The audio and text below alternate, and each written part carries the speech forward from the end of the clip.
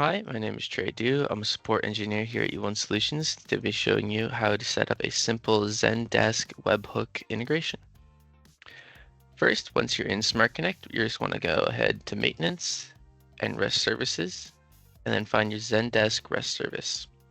You will need to have set up a Zendesk connection and web service before actually getting into this webhooks. Once in here, you should see a webhooks section down here. Click on it, and we can set up a new webhook. Let's call this Webhook for Video. Once you've done with that, you can click on the pencil over here, and then we can get into the actual setup. Once in here, click Webhook Type, and we're going to do a callback contains data, and I'm going to do get users. After that, callback setup, you can go to event trigger source. This can be from request body, and the path will be type. After that, you can select allow create, allow update, or allow delete. Just for this example, I will be doing just the allow create. And then for this, you'll need to put in a specific Zendesk command or how Zendesk formats it, which is like such, which is just zen event -type user create. And this will basically just track all users that were created in your Zendesk environment. So this is all you need to set up for here, and then callback response. You don't need to change anything in here, and then just make sure your data source fields actually has some data in here so we can use that. Once this is all set up, press save, and then the webhook will be successfully saved. So after this, we go ahead and create a real-time trigger based off this, and then you can select Zendesk Sandbox. Go ahead and give it a description. I'll just call it Trey's Webhook. Connection will be my Zendesk connection. Webhook will be the one that I am just created here. And then you want to make sure you select all the fields and press OK. And then run it as whichever user you like. And then I always like to save all the log actions. Once this is all filled in, you can press validate and save. And then this will give you a callback URL. I'll have to blur this, but we will be using this later in the next Zendesk part. So make sure you go ahead and copy it out. And then you can go into your Zendesk Admin Center.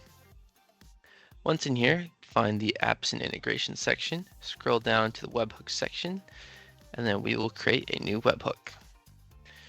After you press create, make sure it is on Zendesk Events, and then User Events, and then Support User was created.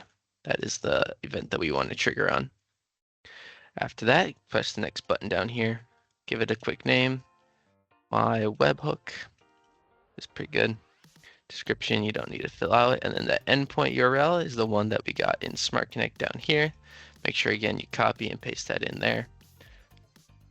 After this, you have filled in everything. The rest of this is correct already. Post JSON, and there is no authentication type for this specific one. After there, you can add headers and test webhook, but I'm just going to go ahead and create the webhook. So you can see it was successfully created here, and it is already active. So we'll go back into Smart Connect and create a new integration that uses that. So go ahead and press create, give it a quick name. I'll do webhook test real time. Give it real time test. Then go to source type, real time event, source, go down to Zendesk Sandbox, and then select the actual data source that we want here. Webhook for video is the one that we created. Make sure you add a key grouping. User email should be good enough for this one as it's a unique value, or should be. Target, just for this example, I'll be going export to file. And then I'll just give it a quick name. Define some column headers. Press OK. And that's all I should need for this. So I can move on to the integration section. Target lines, I'll just fill these in real quick. Make sure I set up these email to be grouped on. And then actual target integration, I'll just match them all by the name. And that is all set up correctly. So now once that is done, I'm going to go to the tasks and add an email task that's just going to send me an email if it was successful. So success mail is a good name for it. Here we go. I'll just send a email. Stage post integration success. Email address, I'll just send it to myself.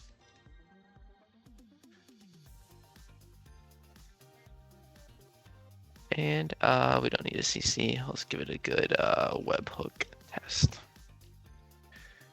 Webhook was successful. There we go. Press save, and then that success mail should send once I register this integration and actually create a new user.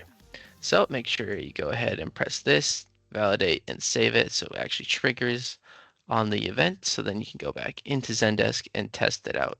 Just click these three dots, press test webhook, and send test. Now, if everything was successful, it should send me an email here with my email, with my task saying everything was successful.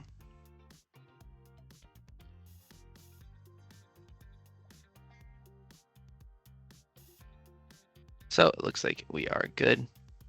The webhook was successful and the email was sent. So that is all you need to know about setting up a simple webhook in Zendesk and using it for user creates. If you have any questions about this, please let us know.